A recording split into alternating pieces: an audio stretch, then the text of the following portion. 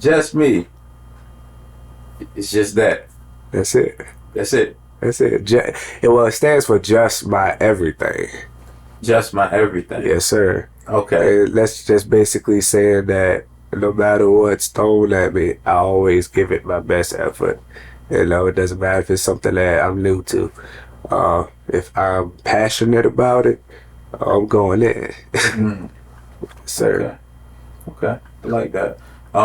So, I just want to formally welcome you to Minds Behind the Mic. This is platform where we talk about music and literary works as it relates to mental health. I feel like mental health is a big topic that's often overlooked in our community. Um, the more you know about a person, the more that you can establish a healthy conversation and build a healthy relationship with that person. I believe that it allows us to empower one another. For example, if we was all in a neighborhood and I just came from around the corner and I say what's up to you, you say what's up to me, and then we just keep walking. But if it's something actually happening around the corner and I just witnessed it, I can inform you on what's up. So basically, this platform is a way to just check for each other while checking on each other. Yeah. This is not actually a therapy session, but it models after a therapy session. So what's on your mind?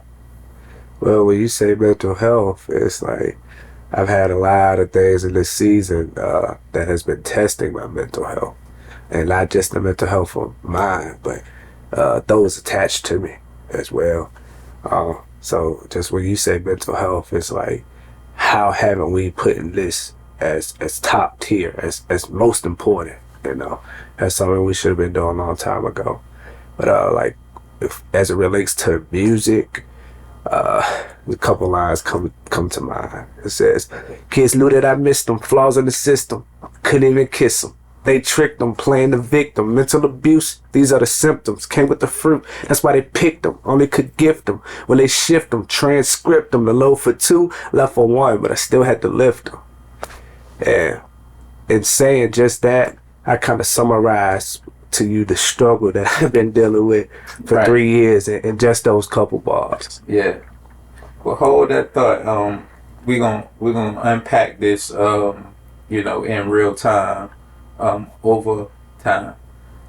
So first and foremost, congratulations on your recent release. Yes, sir. Family Matters. Yes, sir. Yes, sir. Appreciate that. I was grateful to be a part of your experience of putting it together in studio. It was a special moment. You had your whole family there. Yeah. Which, is supportive to the title, Family Matters. All right.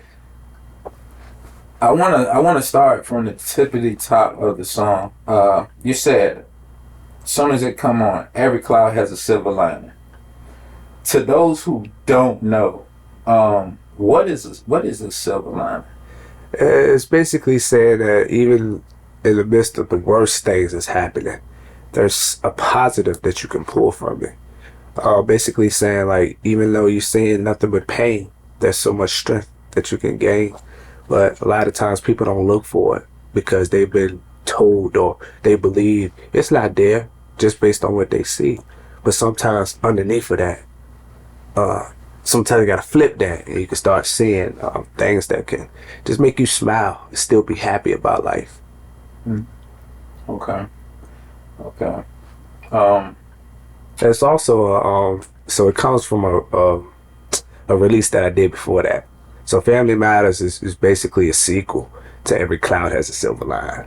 So I just kind of foreshadowed that at the beginning to kind of pull some of my strength, some of my emotions that took me from this song to that song.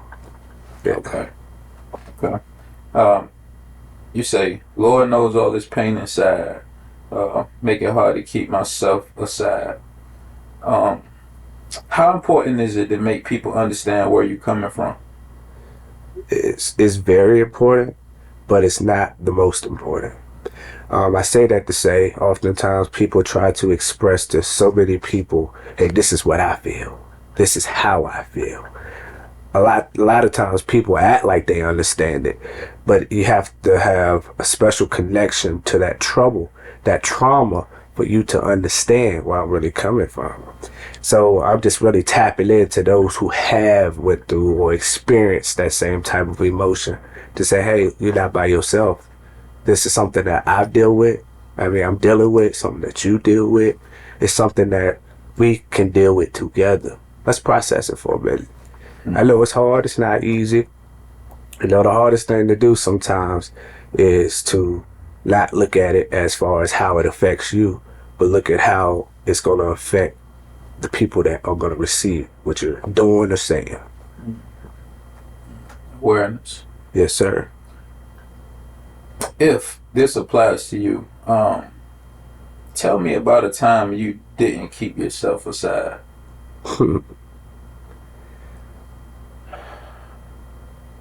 I think it would go back to younger days. Okay. Where I basically would just, do whatever I thought was going to satisfy me. Not doing certain chores or making sure that I check in with certain people just because I felt like it wasn't being reciprocated.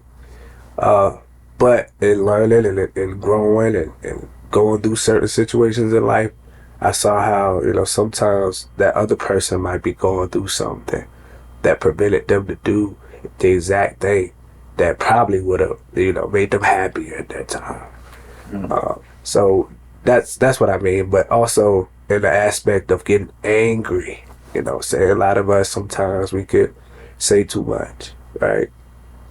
We could just leave and abandon a situation. Sometimes that doesn't open the door for anything to be solved. If it's something that's worth keeping, something worth having, then you should recognize off the jump, I'm about to have to do something different to hold on to this. Sometimes, when doors close, they close. Don't always believe it's gonna open back up. When they close, sometimes they close. Like you go to daggone Walmart, you should stay open all night. Now that door's closed at a certain time and you're not getting in that joint. You have to wait till the next opportunity. So just don't miss your opportunity. Right, for sure. For sure. Say make it hard not to retaliate. Temptation. Yeah. How often are you tempted to the point where you want to act out? Man, based on the circumstances in my life, that's probably almost every day. Because certain things I witness, certain things I am kept from daily. And waking up, where I wake up at, is a constant reminder. Because I know why I have what I have. The purpose that I got the house, that I live in. It was for my family, but to wake up and they're not in there, my babies not in there, that's a constant reminder. And like sometimes I have to say, don't respond, don't react. Even though sometimes it's deserving, right? But I have to realize I have way too much that I could jeopardize by just reacting in the ways that people have acted towards me. So, say you better be glad that he saved. I heard people say this, from time to time. Is there some responsibility that comes with being saved? A lot of it, because God will give you what you need, but oftentimes we can do the wrong things with what we have. So if you're not responsible with $1 million and you think, hey, look, I got this money, I ain't finna go broke. But if you just waste it, constantly put your energy, put your time into something that's not pouring back into you, you've blown that $1 million and God knows when. Then you're sitting there with the debt, the turmoil of saying, how did I get here? So when I say God saved me, it's those times that I'm talking about, hey, I wanted to go react. Like, they keep pressing this button. I'm finna answer them, give them what they deserve, what they asking for. But at the end of the day, it's like, don't let people make you be something that you aren't normally. be who you are just simply because that's who God made you. Like, don't give people that control where they can do or say one thing and make you act out of character. Self-control. Do you have to be saved to be responsible? Do you have to be saved? No. I think a responsible person might become saved, but I don't think it's a necessary requirement that you have to be saved to be responsible. Do you still have that same level of expectation to someone that may not be saved versus somebody that is saved? It's a good question. I expect people to be people. Meaning you got good and you have bad people. Mm-hmm. If generally you are a good person, the religious aspect is, I would say, not as important just because simply you're a good person. So I know somewhere down the line, somebody's pouring into you the right stuff. Mm-hmm. God could be making his way to get to you. Who am I to judge? And, who am I to, not help you go further? Especially if you extend the invitation. Let's rock. So I don't think it's a requirement, but I think responsible people will eventually realize, hey, it's good to be this way. I need to be this way. Let me make some adjustments in my life so that I can be better, not only for them, but be better for me. I take that. Say anger inside, controlling my pride, pistol on my side if it wasn't for God. Somebody with Ooh-wee. that. Ooh-wee. Man, tell me about a time you were so angry you wanted to give someone what they deserved but didn't. And why didn't you act out? Not gonna say who it is. Okay. Okay. But basically it was really pretty much a setup. People instead of doing what they were supposed to be doing, they came very close to my vicinity just to not do what they was gonna do. They want to harm you?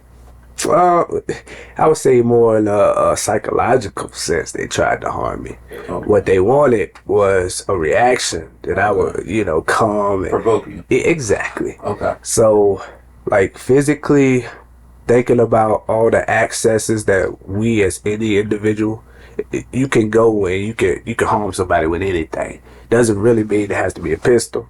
Right. It doesn't mean that. It's just basically saying I got all this access, but they're taking my mercy, for granted. They're thinking I'm not tough just because I'm being merciful. But what I'm showing you is just how tough I really am. Because I sat there and ate certain things that a lot of people probably wouldn't. But it's just my connection, my spiritual connection, my spiritual fitness is what I keep saying. I just told my pastor that through text the other day. Like spiritual fitness.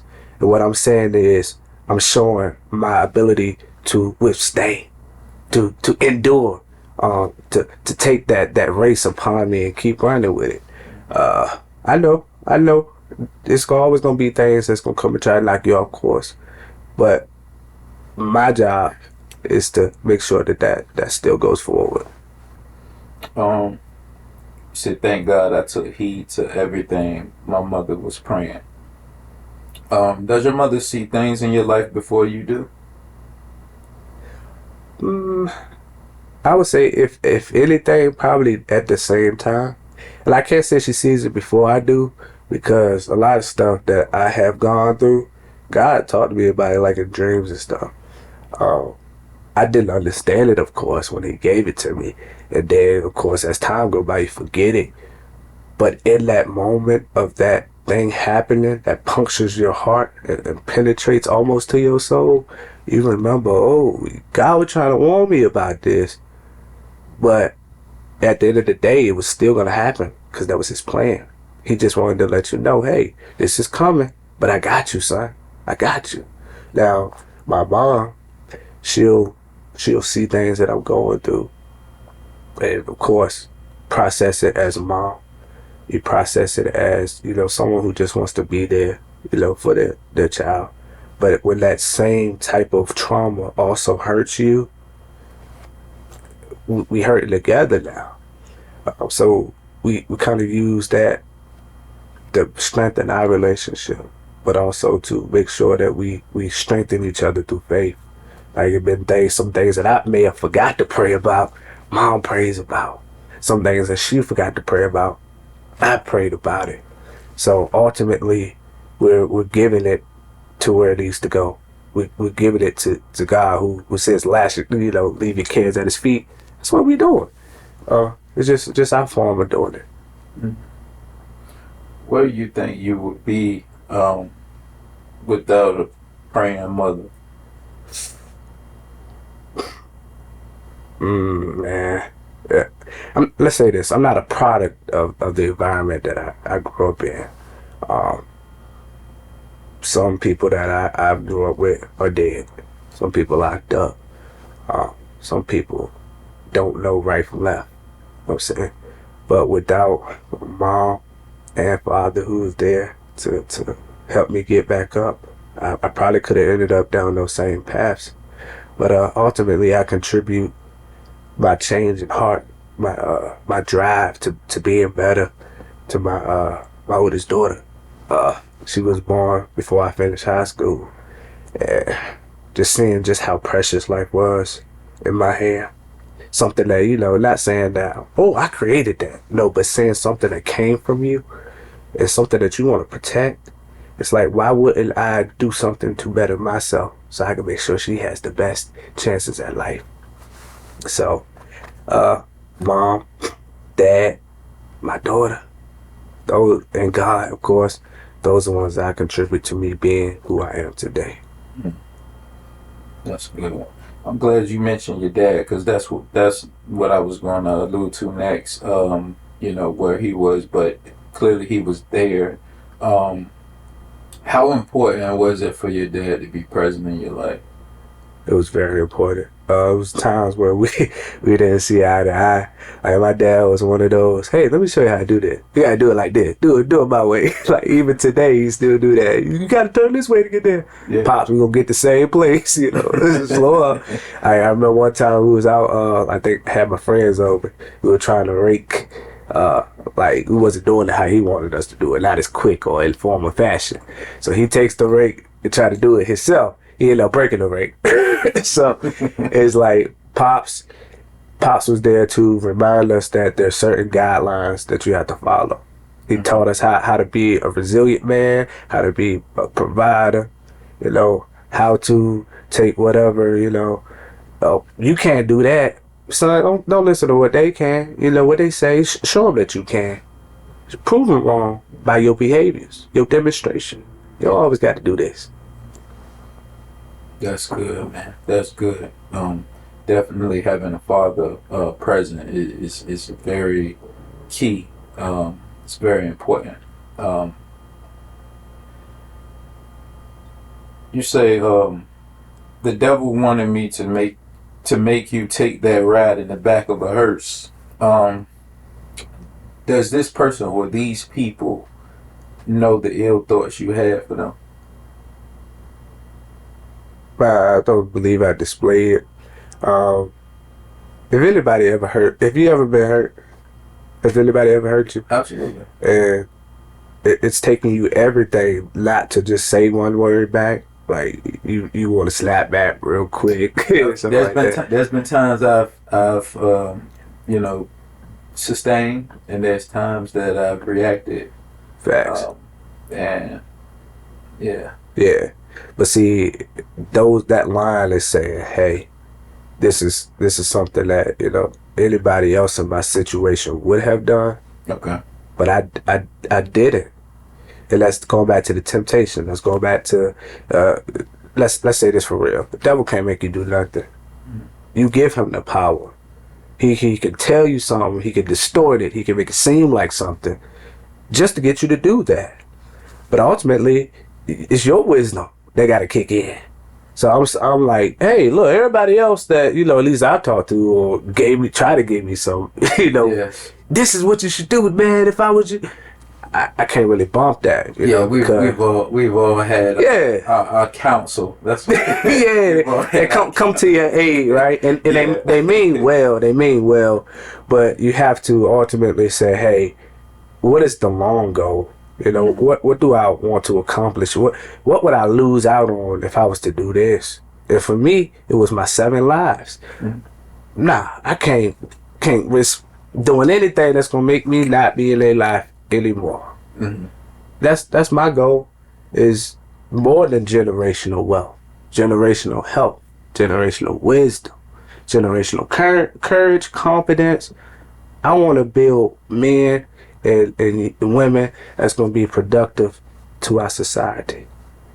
It's just unfortunate that my desire to do that has kind of got me scrutinized or has a target on my back just because I want to defy the odds. You look at me, you see a black man, you got tattoo, you got the red rap, but you don't know what I had to put in and what I actually do. I'm not really about that. I'm promoting love. I love family. I'm a family man. That's what I love the most. And above anything else, my 7, that's the number of perfection, right? So until you know, I got them back where they need to be, or they set, they're back to ascending to the higher heights that they were purposed for. I can't rest until then, you know, because I'm restless. How do we decide who deserves to live and who doesn't? You have to know that you don't decide. It wasn't my decision to make. So thinking that I could have the choice to determine, because a lot of people do. They go out and say, oh no, he stepped on my shoe wrong, I'm finna kill him. That's a lot of the mindset that we hear in the music today, don't we? So it's like, for me, it's not that serious, you know? Ultimately, somebody might want to take my life. Or ultimately, God can say, hey, it's time for me to come home. He's making that choice. He's pulling the strings.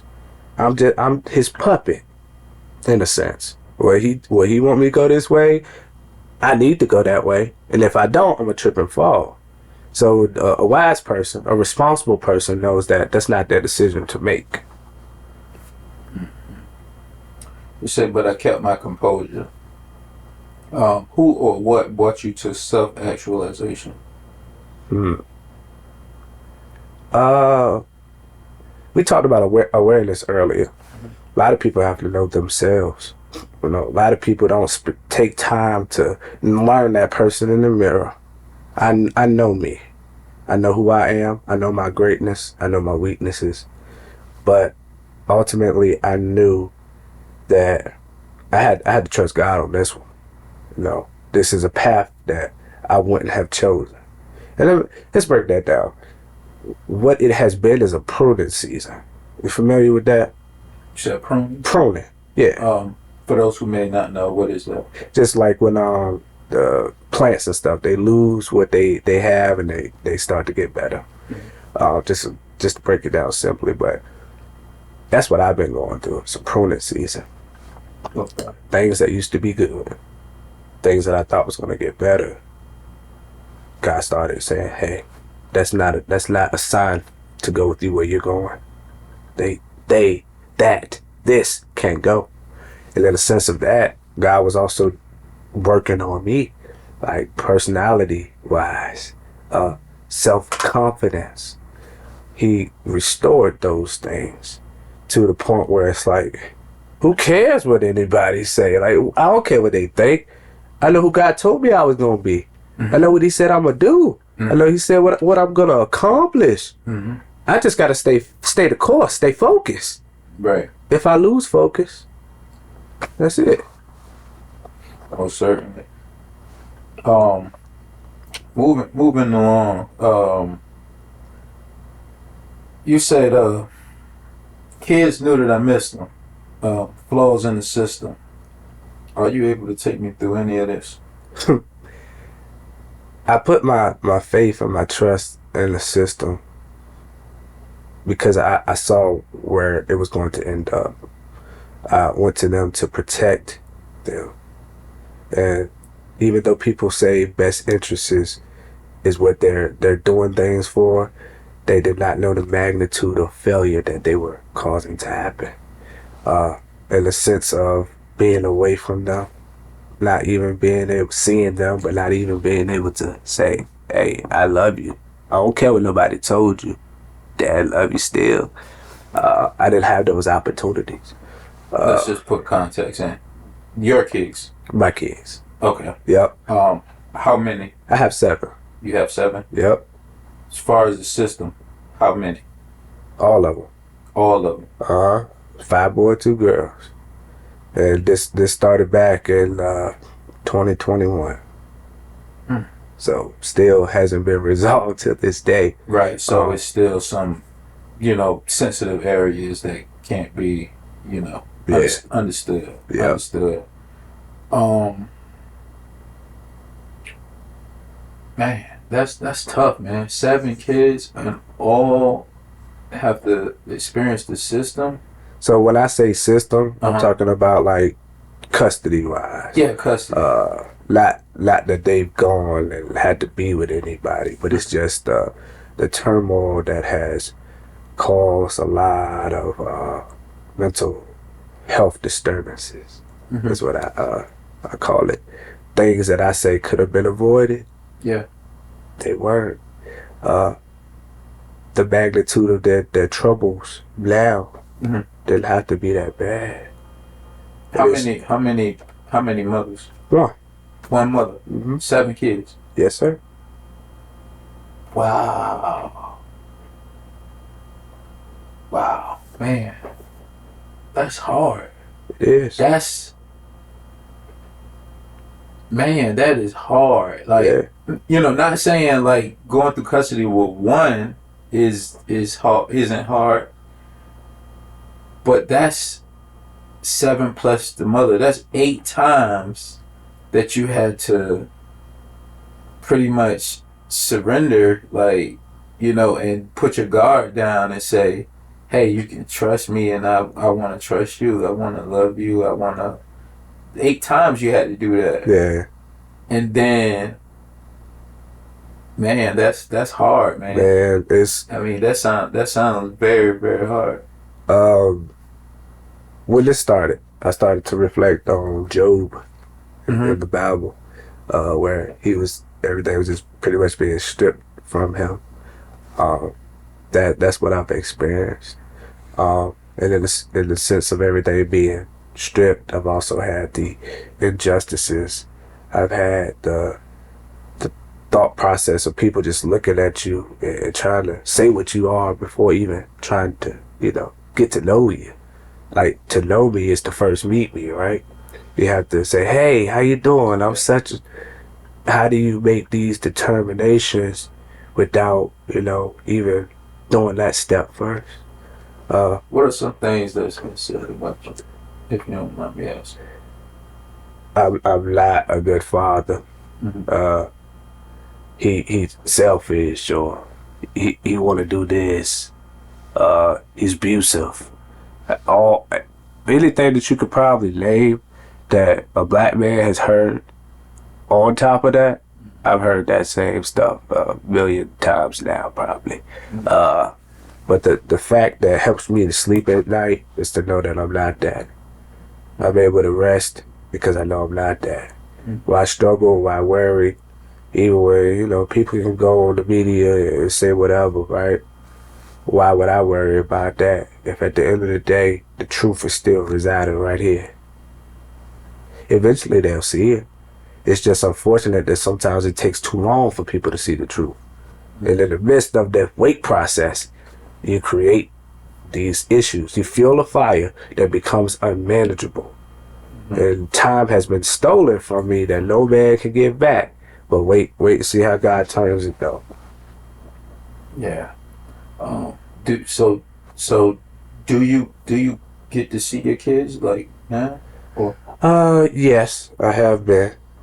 It's been way limited. I started as the father who had them by himself, managing them, right? Make sure things was getting done to a point of 9, or more months where I didn't have any contact with them.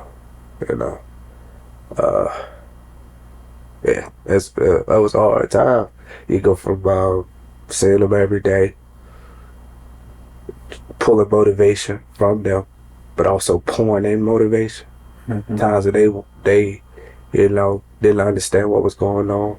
I couldn't tell them exactly what is happening because they're kids. You don't do that to kids. You have to break it down to a chunk where you let them know, yeah, something's happening, but baby girl, you might have to, work through this, figure this out for yourself. Yeah. Type.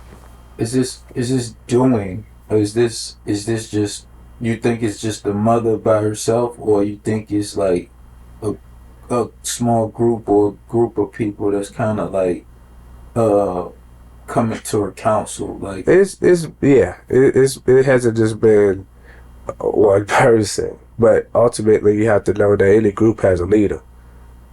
right. So yeah, it's just a season and a test that is meant, when it's all said and done, it's just a testimony in the making, bro. Yeah. Why do you think things didn't work out? I think the foundation of what we kind of set it on, both people were seeing eye to eye. Like, my whole mindset is, I ain't, enter into this with the mindset that I ain't gonna end up with you. So I don't think no man does that, if you be honest.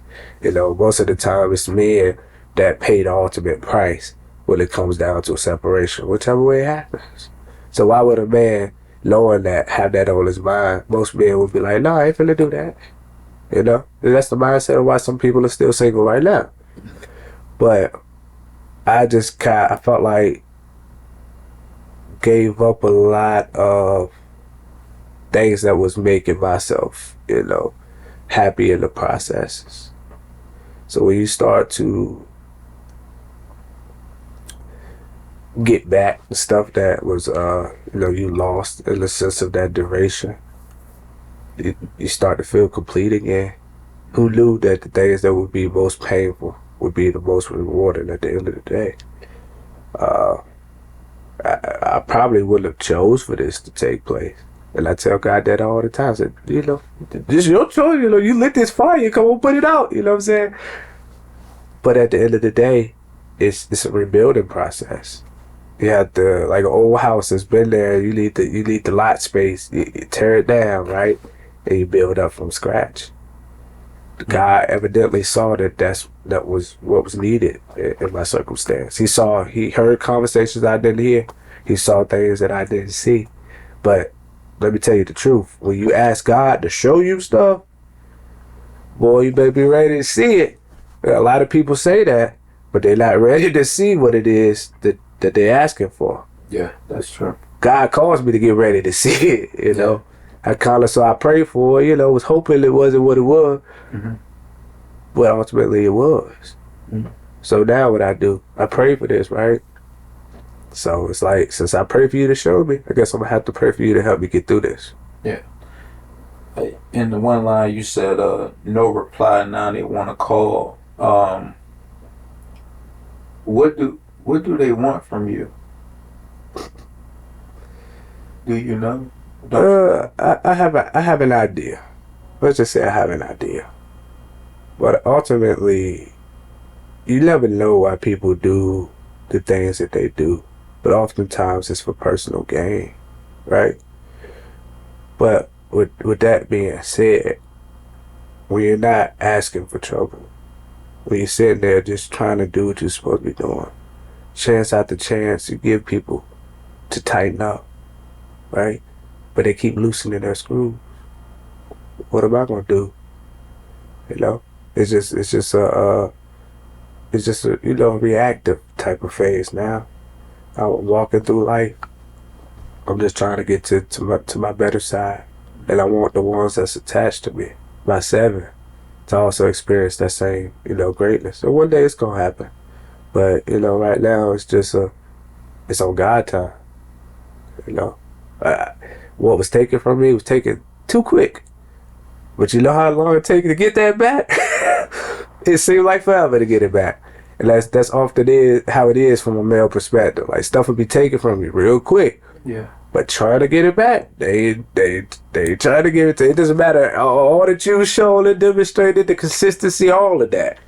Absolutely. It's like, please open your eyes.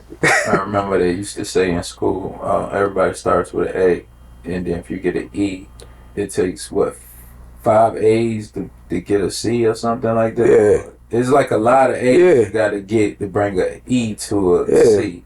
You know, so it is definitely a lot harder to get something back. That's right. Once it's taken. What's the age range of your kids? Oldest is 14, youngest is 4 right now. Youngest is 4. Mm-hmm. Okay. You said 5-year-old picked up a gun, son on the run. Look what they've done. I couldn't mask it, see you in a casket. I couldn't mask it, see in a casket, yeah. You tell me about this. That was just some things that transpired during the time I didn't have my babies.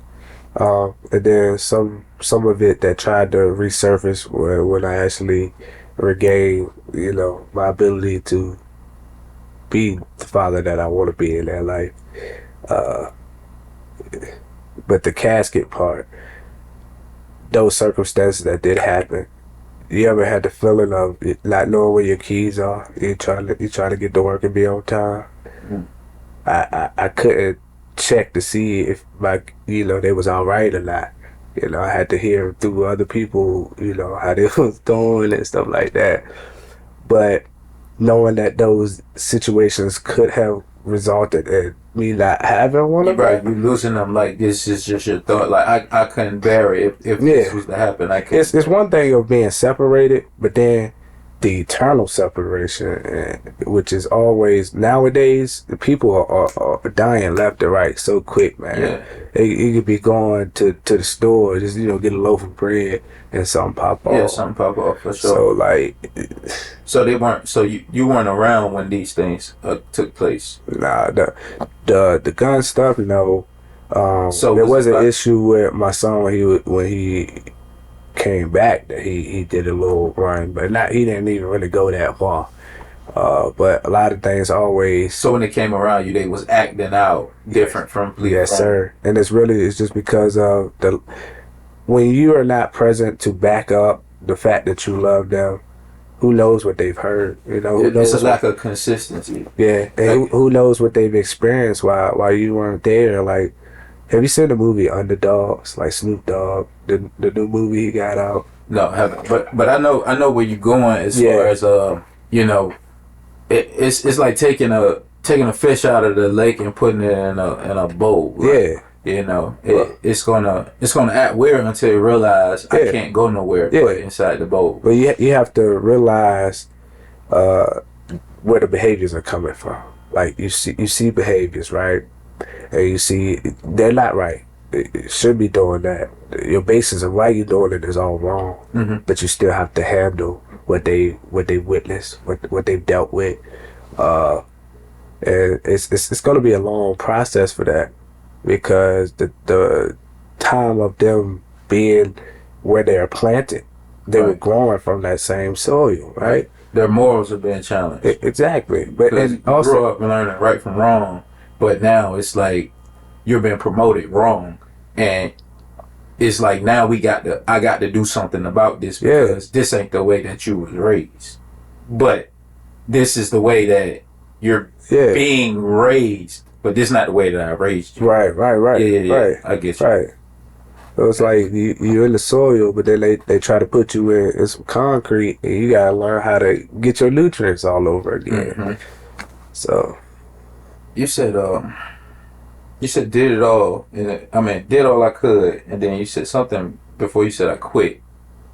Except for not quit. Oh, did it all except for not. Did all I could except for not quit. Except for not quit. Yeah. Except for not quit. Because the challenges that I have faced, man, to be honest, you're a black man in this country, right? Just keep it real. Just we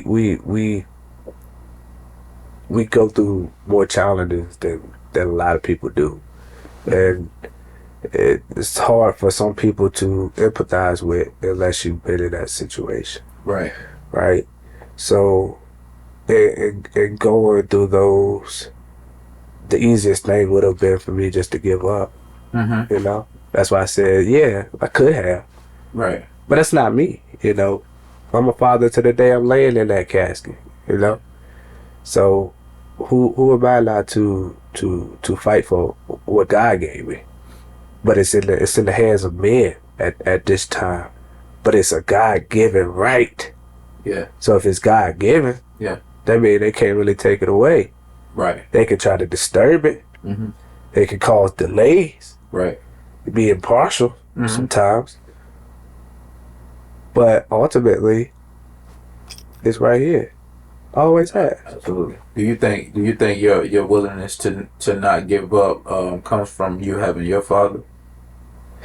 Yeah, that too, but it's ultimately because I love mine. I love mine.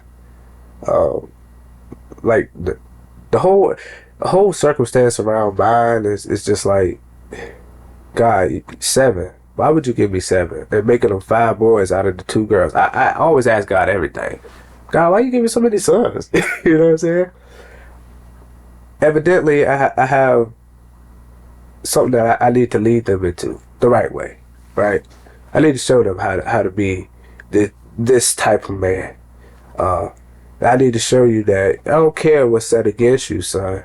You can rise above those challenges, right? Right. You may not be the tallest, you may not be the strongest, but guess what? At the end of the day, if you can get it done and you can make it happen and even be better than them, who's caring about how tall you are? Right. Who's caring about how smart you are? Son, just make it happen. Mm-hmm. Go through, use your strengths to the utmost. Mm-hmm. So I just my ultimate goal, I always told them, is I want to see you make it back alive to me. You know, back alive to your sisters, even your mother. You know, back alive to grandparents. We love you. Like, what I have demonstrated, I feel like, man, is agape love, unconditional. I love you through every backstab. I've loved you through every dishonest statement. I've loved you even when it was the most difficult. When I could have threw in the towel and said, hey, look, I'm good. I never did that. Mm-hmm. You said your oldest is 14, right? She is. It's she. Mm-hmm. Then how's your oldest son?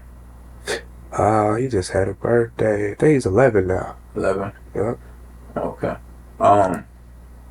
What are those conversations like with your older kids, like the ones that's like 10 and up? I'll be real with you, man. Had a conversation with them, like talking about like a year for real. Yeah. Yeah, like a real conversation with them. Where man, we used to be tight, especially my daughter and I used to be tight. It's not like that. It's not like that at all. And I think. What you think it's going to take for you know, for you to be able to have those relationships again? They have to be able to think for themselves, and like the people that are ultimately they look for influence have to take themselves out of it, and be able to see it from what ultimately is going to be the best when they get past all this, when they stop just take whatever they hear and make it what it is. They have to process it for themselves. And some things that bother me is at their age, some things they know right from wrong. They do. So it's just like some stuff like different, mm-hmm. but it's like it doesn't really matter. So it's gonna take a lot of like consistency, on my end to just stay committed to the process. Really, you know what I'm saying? Because just when it's hurtful like that and it's consistent. Yeah. Because as a father, I feel like you should always want to be in your child's life. Like, absolutely. I never really have clicked with anybody who's not a good father. Yeah. You know, they ain't no friends of mine for real. You know, because I feel like that has to be part of your character. That's a character flaw in my book. If you're not willing to do what you got to do for your own, how in the world you gonna be what you need to be for me? Like, how does that work? Right. That's a piece of you. Yeah. Yeah. So that's understandable. I agree. Damn, I had a thought. Man, I just had a thought. Yeah.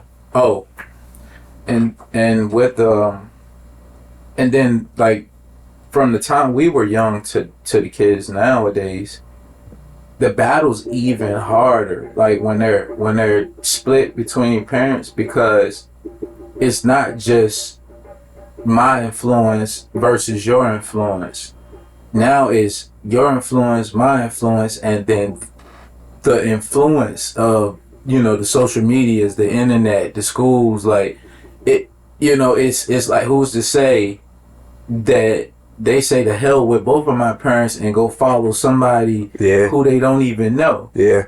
That's definitely out there too, man. Yeah. Yeah. It's and so it's just like, nowadays the way I see it is, even if parents aren't going to be together, it's like we have to fight for our kids together, because it's a whole nother beast out here. Yeah, like you're preaching now. Yeah, boy. it's a whole nother beast. Like, it didn't work out between us. Cool. All right, it is what it is. Facts. Let's just make sure that we don't pass this bitterness down to our younger ones, because that same that same bitter juice you put on that spoon, they might serve you back when they get older. You tell them. They might. But it causes the generational effect. Yeah. I mean, I resented my mother for like 11 years, man.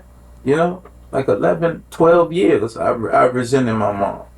And it was a conversation we never had.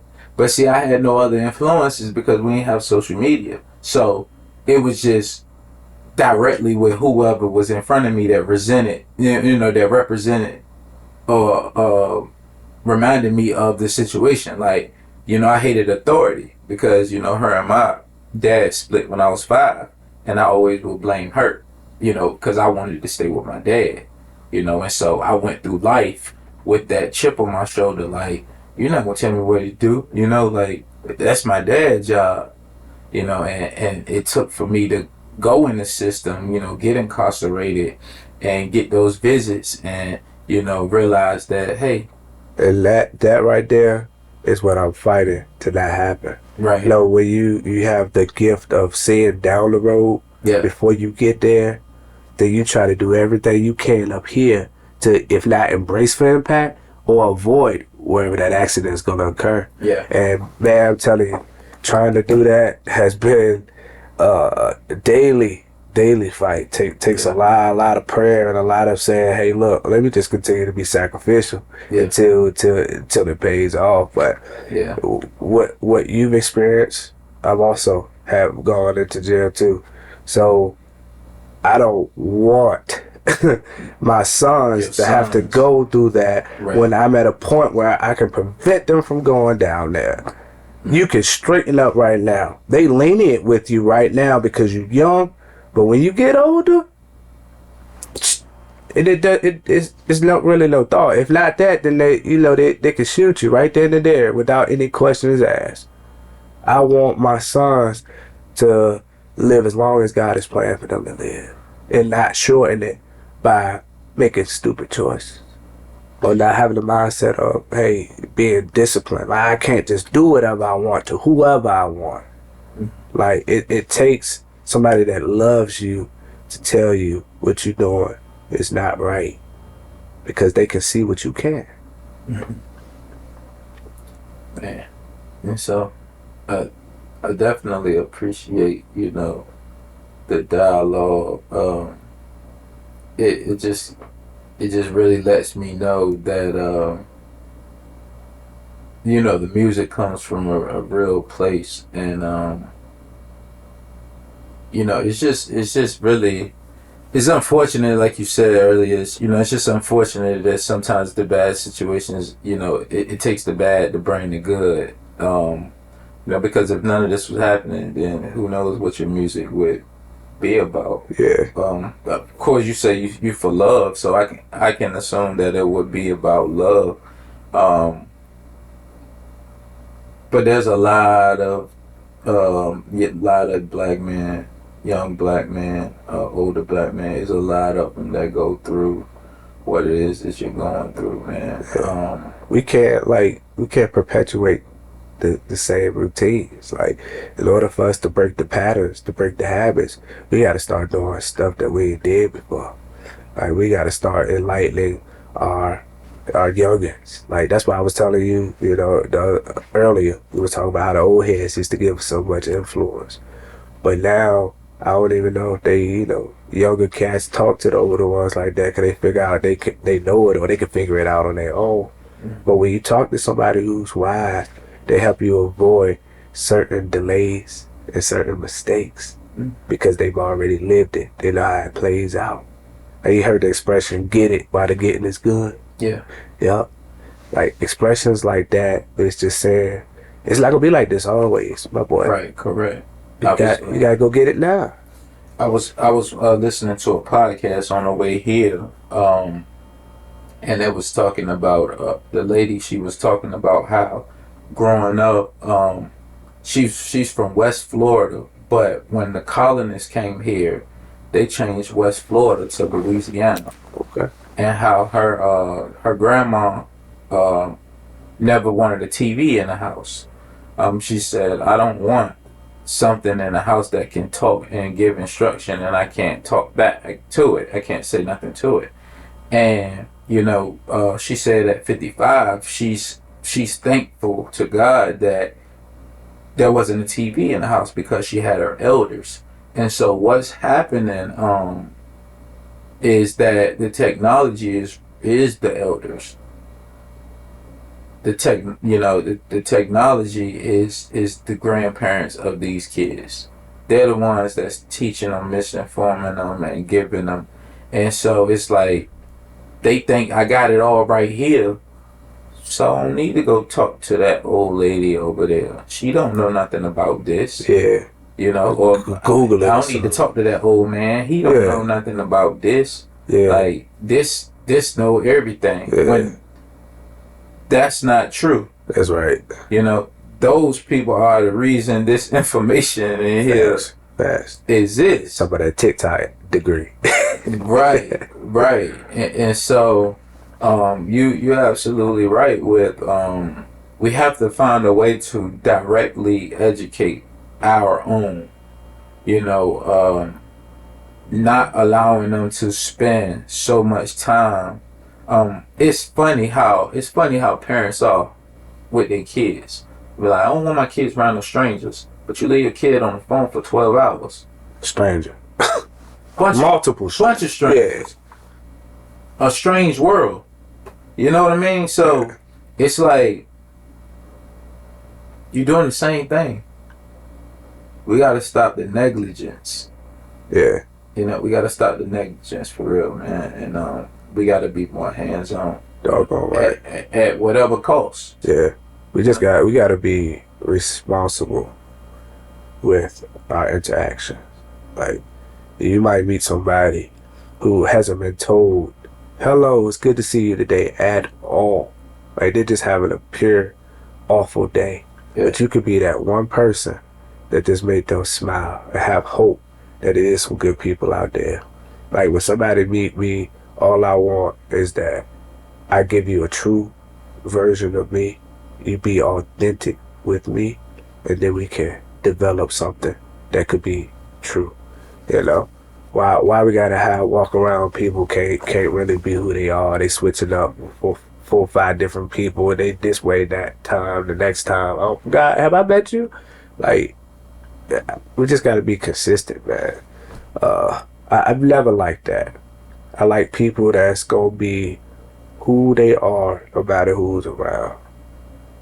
So a lot of times it takes us to look in that mirror and identify something that we need to improve within ourselves. Mm-hmm. Bro, you talk too much. Because what I learned is, and talking too much, I was blocking what God could do.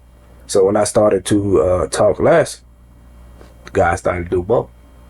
And that's how I just want to keep going. I don't got to say much. You know what I'm saying? You look at me and have whatever thoughts you have, you judge it based on what you heard about us or what we look like. It's not cool, but I'm going to be the one that prove you wrong. And I'm not going to do it by having to try to overtalk you. You're just going to learn about where you meet me. Cool. That's it, man. Well, I definitely appreciate, you sitting down with me today, and another congratulations on the release of Family Matters. Yes, sir. On all platforms, yeah. Yeah, man. It definitely much blessings to you going into the future with, yes, sir. with your situation, man. And I know it's a everyday, every second, process, because it's your life. It's your life. They're your life, Yeah. and so I definitely wish you the best with that, man. Yeah. And just keep being you, man. Just keep being you, and keep focused on God and the Word, and yes, sir. Your time gonna come, man. Yes, sir. Your time definitely gonna come, man. Yeah. Just say this part real quick. The biggest eye opener was realizing that God is the author, right? I'm just simply the one who's gonna illustrate it. You know what I'm saying? He's using me. He's using my story for His glory. So whoever's listening, what I'm saying, don't always be caught up in what it looks like, because it's always something more to be seen. Just look past sometimes. Look for that silver lining. It's there. It's just me. Just me. Yes, sir. All right, cut. Yes, sir.